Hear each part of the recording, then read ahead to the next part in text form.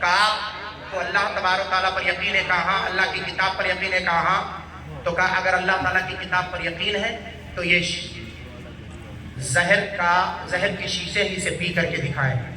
تاریخ کا وہ جملہ نوٹ کرو، حضرت سیدنا خالد بن ولید، اور وہاں سے مضبوطی سیکھو۔ ایمان کس قوت اور طاقت کو بولتے ہیں اسے سمجھنے کی کوشش کرو۔ حضرت خالد بن ولید نے کہا اگر میں نے پی لیا تو کہا پی لیا تو پورا قلعہ مسلمان ہو جائے گا، پورا قلعہ تمہارے حوالے۔ کچھ نہیں پڑھا تھا سیدنا خالد بن ولید نے، صرف پڑھا تھا بسم اللہ الرحمن الرحیم، صرف بسم اللہ پڑھا تھا، وہ کچھ نہیں تھا۔ اور اس زہر کو پیا تھا جسے زہر حلال، جس کو پینے کے بعد کلیجہ پتڑیاں پھٹ کر کے جسم پھٹ جایا کرتا تھا۔ ينفطر الجسوم تقطع الارحام والاقلام، گوشت کٹ کٹ کے الگ ہو جاتے تھے، اتنا خطرناک ہے۔ حضرت سیدنا خالد بن ولید نے بسم اللہ پڑھ کر کے پیا تھا، صرف آپ کو پسینے کے کچھ قطرات ٹپکے تھے، اس کے بعد جیسے کھڑے تھے وقت کے گلے کا سردار کہہ رہا تھا آخر اس کے اندر کون سی طاقت ہے جو مظلومی کے ساتھ کھڑا ہے۔ کسی انسان کو پلا دیا جاتا تو اس کے گوشت کے اپنے ٹکڑے ٹکڑے ہو کر کسی قلعے کے میدان میں بکھرے رہتے، تو خالد بن ولید نے کہا تھا کہ مجھ پہ دیکھ رہے ہو، یہ حکومت کی طاقت نہیں ہے، یہ پیسے کی طاقت نہیں ہے، یہ دولت کی طاقت نہیں ہے، یہ ثروت کی طاقت نہیں ہے، یہ عظمت کی طاقت نہیں ہے۔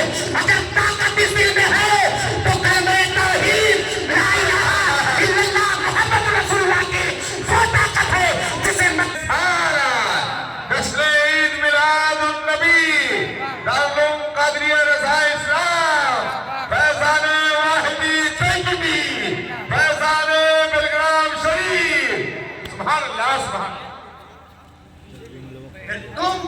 پھر یہ کام اپنے ایمان کو بیچ ڈالے نہیں ہو سکے گا۔ زمانہ پیسے لینے والوں، لالچ سے ہمیں خریدنے کی کوشش کرنے والوں، سنو، کسے نہیں ہے تمنائے سروری لیکن خودی کی موت ہو جس میں وہ سروری کیا ہے۔ خودی کی موت ہو جس میں وہ سروری کیا ہے۔ یہ سر جھکانے والے نہیں کسی اور کے سامنے، جو سر مولا کے بارگاہ میں جھکتا ہے وہ کسی اور کے سامنے نہیں جھکتا ہے۔ یہ دنیا سمجھ لے کسے نہیں ہے تمنائے سروری لیکن خودی کی موت ہو جس میں وہ سروری کیا ہے۔ ایک آخری بات اور آپ سے گفتگو ختم کروں، پھر آگے کا معاملہ بڑھے گا انشاءاللہ تبارک و تعالیٰ۔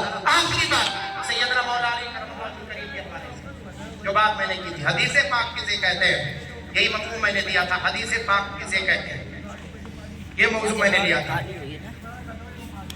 حضرت سیدنا مولا علی کرم اللہ جو کہ ابتدا اسلام کا غربت کا زمانہ ہے، میں نے بتایا کیفیت، صحابہ کرام کو ہتھیار تک نصیب نہ تھے، ہتھیار تک نصیب نہ تھے، ظالمین معلوم ہے کتنا ظلم کر رہے تھے۔ ایک بات اور ایک چیز کی طرف اشارہ کر دوں، ابھی سن لو جو زندگی ہماری اور آپ کی گزر رہی، کبھی کبھی ایسا ہوتا ہے کہ مسلمان جو ہوتا ہے وہ کسر نفسی کا شکار ہو جاتا ہے۔